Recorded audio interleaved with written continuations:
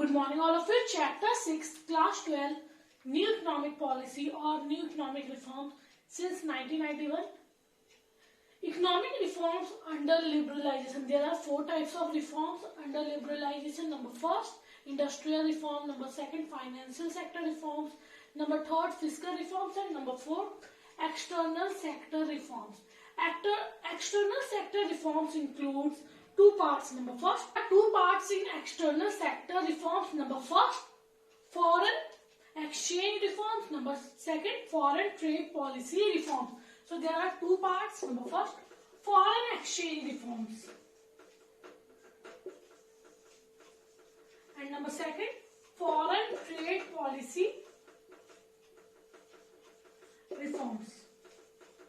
So there are 2 parts in external sector reforms. Number first, foreign exchange reforms. Number second, foreign trade policy reforms.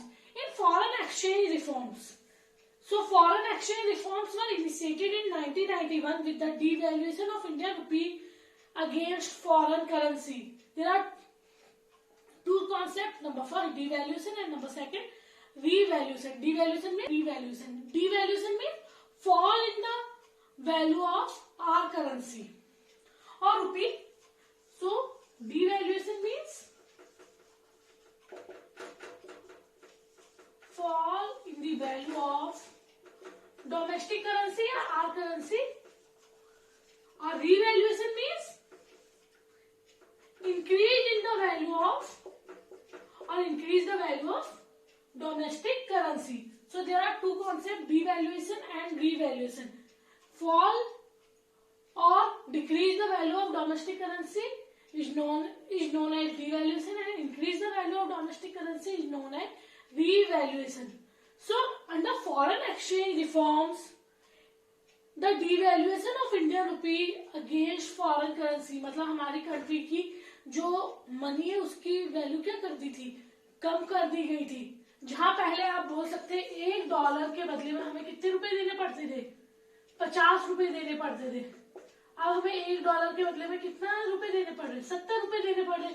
इसका मतलब क्या, अपने देश की currency की वैल्यू डाउन हो गई, दूसरे देश की हाई हुई, मतलब अपने देश की डाउन हो गई. जहां पहले मेरी जेब से 50 रुपए जा रहा था, मेरी जेब से 70 रुपए जा रहे हैं, तो मेरे देश की करेंसी की वैल्यू क्या हो गई, डाउन. अगर मुझे ज्यादा पैसे अब दूसरी करेंसी के लिए खरीदने के लिए लग रहे हैं, तो मेरे देश की वैल्यू क्या हो रही है, डाउन हो रही है. तो हमने क्या किया, जो डॉलर हमें पहले 50 में मिल रहा था गवर्नमेंट ने, अब उसका क्या किया, अब वो डॉलर 70 में मिलने लगा. मेन रीजन क्या था, मेन रीजन ये था कि अगर अब डॉलर महंगा मिलेगा या बाहर की चीजें महंगी मिलेंगी, तो जो इंडियंस है वो बाहर की चीजें कम खरीद के अपनी देश की, अपनी जो डोमेस्टिक करेंसी है वहां की चीजें क्या करेंगे, कंज्यूम करेंगे.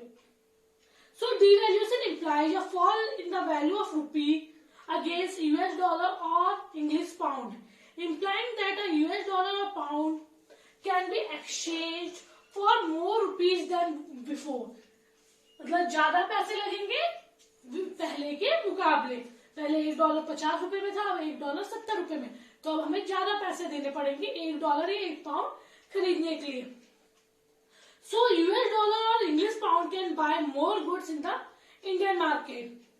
This increase the supply of foreign currency into the Indian economy by way of higher exports of domestic goods and services. जब अब बाहर की चीजें नहीं आ रही है, बाहर की वैल्यू डिवैल्यूएट हो गई है, तो अब हमारी कंट्री के एक्सपोर्ट्स भी बढ़ेंगे और डोमेस्टिक डिमांड भी बढ़ेगी. Clear. So external sector reforms, there are 2 parts. Number first, foreign exchange reforms. Number second, foreign trade policy reforms.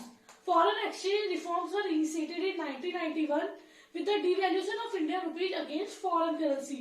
Devaluation implies a fall in the value of rupee as compared to US dollar or English pound, implying that a US dollar or English pound can be exchanged for more rupee than before. This increase the supply of foreign currency into the Indian economy. ये हमारे देश की country की value या हमारे देश के goods की वैल्यू डाउन हो गई है, दूसरे देश की हाई हुई, तो अब लोग क्या करेंगे, अपनी कंट्री से सामान खरीदना शुरू कर देंगे. और जब अपनी कंट्री से सामान बाहर के लोग खरीदेंगे तो इससे क्या हो जाएगी, फॉरेन करेंसी की सप्लाई बढ़ जाएगी. Clear. Number second, foreign trade policy reform. Foreign trade policy reforms means all restrictions or tariff restrictions have been considerably moderated rather withdrawn from many items of exports and imports. Trade policy भी कैसे होगी, moderate होगी. पहले बहुत बहुत ज्यादा heavy taxes लगते थे इंपोर्ट एंड एक्सपोर्ट्स पे. अब क्या कर दिया, ट्रेड पॉलिसी, जितनी भी टैरिफ पॉलिसी थी, टैरिफ मीन्स आपकी टैक्स वगैरह, tariff restrictions have been moderated. कैसे कर दिए, मॉडरेट कर दिए, नॉर्मल कर दिए. और आप बोल सकते हैं बहुत सारे आइटम्स ऐसे थे जिनके एक्सपोर्ट और इंपोर्ट से जितने भी, ये आप बोल सकते हैं ओपन ट्रेड होने लगा. ना एक्सपोर्ट पे आपको टैक्स देना पड़ेगा, ना इंपोर्ट्स पे टैक्स देना पड़ेगा. Instead of policy of protection to the domestic industry, now there is the policy of survival of the fittest. जब हम डोमेस्टिक इंडस्ट्रीज को बचाने का काम कर रहे थे, वहां हम किसकी काम करने लगे, पॉलिसी ऑफ द फिटेस्ट. सबसे ज्यादा अच्छी चीज क्या है, हम लोग मतलब क्वांटिटी से ज्यादा क्वालिटी पे ध्यान देने लगे थे. मार्केट कॉम्पिटिशन है replace the policy of quota and tariffs. Market competition ने रिप्लेस कर दिया जो कोटा एंड टैरिफ, जो लिमिट्स डिसाइड थे, जो टैक्सेस थे. Efficiency is the benchmark of growth, not simply expansion. Efficiency means एक तरह से वही क्वालिटी. हमें सिर्फ बढ़ाना नहीं था, क्वांटिटी नहीं बढ़ानी थी. हमें क्या करना था, हमें क्वालिटी देनी थी. हमें सिर्फ बहुत सारा माल, हमें वो नहीं करना था, प्रोड्यूस करना था. साथ ही साथ हमें क्वालिटी होनी चाहिए. फिटेस्ट माल मतलब एक तरह से प्योर आइटम्स का ट्रेड होना चाहिए था. Clear? So there are 4 reforms under liberalisation. Number first, industrial reforms. Number second, financial reforms. Financial means reforms related to financial institutions. Number third, fiscal reform. Fiscal reforms means tax and revenue policy of the government is known as fiscal policy or fiscal. Any improvement related to tax and revenue is known as fiscal reform. And number 4, for external sector, it has 2 parts. Number first, foreign exchange reforms, and number second, foreign trade policy reform. In foreign exchange reforms, devaluation of Indian rupees against foreign currency. So it increased the supply of money or supply of foreign currency in Indian economy. Number second, foreign trade policy reforms. So efficiency is the benchmark of growth, not simply expansion. हमें quality नहीं देखनी, quantity नहीं देखनी थी, हमें चीज की quality देखनी थी. अच्छी चीजें हम लोग क्या करने लगे, प्रोड्यूस करने लगे. जितने रिस्ट्रिक्शंस थे ज्यादातर रिमूव कर दिया, मॉडरेट कर दिए. और आप बोल सकते हैं एक तरह से अब policy protection of domestic industry की जगह पॉलिसी क्या आ गई थी, सर्वाइवल ऑफ फिटेस्ट. सही चीज क्या है उसी को बनाया जाए. Clear? Now second element of new economic policy, privatisation. Liberalisation means freedom from government control, और we can say freedom from direct and physical control of government. Now privatisation, नाम से ही समझ आ रहा होगा, जो ओनरशिप है, जो ओनरशिप राइट है वो किसे दे देना, प्राइवेट सेक्टर को दे देना. It is the process of involving the private sector in the ownership और operation of state owned enterprise. So it is the process of involving the private sector. It is the process of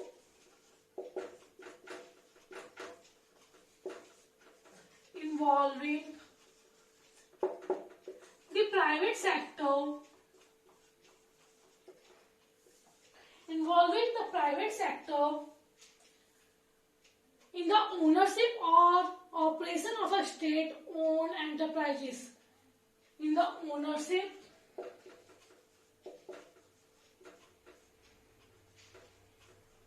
or operation of state-owned enterprises. जितनी भी state या जितनी भी government के अंदर enterprises है वो धीरे धीरे किसकी ओर शिफ्ट हो जाना, प्राइवेट सेक्टर के अंडर में चली जाना. पहले गवर्नमेंट के अंडर में 17 इंडस्ट्रीज थी, धीरे धीरे ये 8 हुई और उसके बाद कितनी रह गई, अब तो 2 ही इंडस्ट्री बची जो गवर्नमेंट के अंडर में, रेलवे और atomic energy. So it is the process of involving the private sector in the ownership और operation of state owned enterprise. जो स्टेट के कंट्रोल में जितनी भी एंटरप्राइजेस थी उसका कंट्रोल प्राइवेट सेक्टर को शिफ्ट करना, उसी को हमने क्या कहा, प्राइवेटाइजेशन. एक तरह से पब्लिक सेक्टर की जो इंडस्ट्रीज है प्राइवेट सेक्टर धीरे धीरे क्या करने लगी थी, खरीदने लगी थी, या गवर्नमेंट की इंडस्ट्री गवर्नमेंट अब धीरे धीरे किसे बेचने लगी थी, प्राइवेट सेक्टर को बेचने लगी थी। उसी को हमने क्या कहा, प्राइवेटाइजेशन, क्योंकि सब कुछ धीरे धीरे क्या होने लगा था, प्राइवेट सेक्टर के हाथों में जाने लगा था। तो इसी को हमने क्या कहा, कंट्रोल ऑफ प्राइवेट सेक्टर। तो इसी को हमने क्या कहा, प्राइवेटाइजेशन। नीड फॉर प्राइवेटाइजेशन, आखिर जरूरत क्या पड़ी प्राइवेटाइजेशन की, गवर्नमेंट चला तो नहीं थी 17 इंडस्ट्री, तो धीरे धीरे इसने अपनी इंडस्ट्री दो क्यों कर ली। तो need for privatisation. Next topic, need for privatisation was felt mainly because of poor performance of PSU. सबसे मेन रीजन क्या था, poor performance of PSU. PSU मतलब पब्लिक सेक्टर अंडरटेकिंग, जितनी भी पब्लिक सेक्टर के अंडर में इंडस्ट्रीज थी उनका पुअर परफॉर्मेंस था, जिसके कारण गवर्नमेंट को ये रियलाइज होने लगा कि पब्लिक के हाथों में अब काम नहीं करवाना या पब्लिक के हाथों से अब काम सक्सेसफुली नहीं होगा। तो उसने सारा का सारा हैंड ओवर किसे कर दिया, प्राइवेट सेक्टर को। So needs for privatisation, so need for privatisation was felt mainly because of poor performance of PSU, poor performance of PSU, public sector undertaking. So the process of industrialization was initiated during second 5-year plan, assigning a key role of PSU. Second 5-year plan में क्या हुआ, सबसे पहले industrialisation की बात की गई और सेकंड 5-year प्लान में क्या हुआ, PSU को या पब्लिक सेक्टर को मेन रोल दे दिया गया था इंडस्ट्रीज संभालने का। तो यहाँ सेकंड 5-year प्लान की बात हो रही 1956 से। यहाँ पे हमने क्या किया, गवर्नमेंट को मेन रोल दे दिया गया था कि गवर्नमेंट ही इंडस्ट्रीज संभालेगी। मतलब जैसे इंडस्ट्रियलाइजेशन कंट्री में ग्रो करने लगा या जैसे ही इंडस्ट्रीज वगैरह बनने लगी, सारा का सारा जिम्मेदारी किसे दे दी थी, गवर्नमेंट को दे दी थी।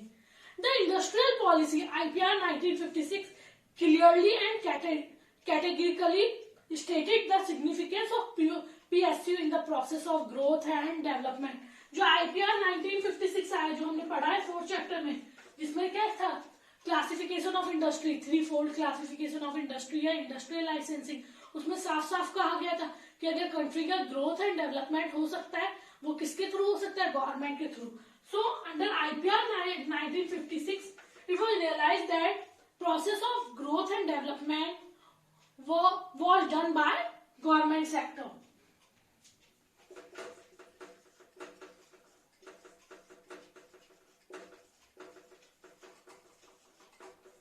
बाय PSU, ठीक है।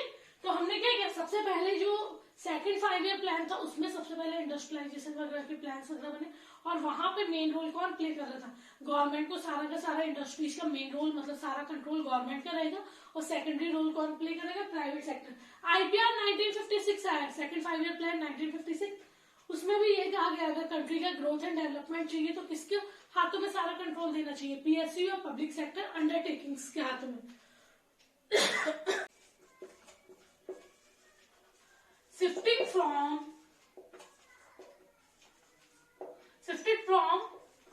Rural area to urban area, धीरे धीरे गांव से कहां शिफ्ट होने लगा, अर्बन एरिया में।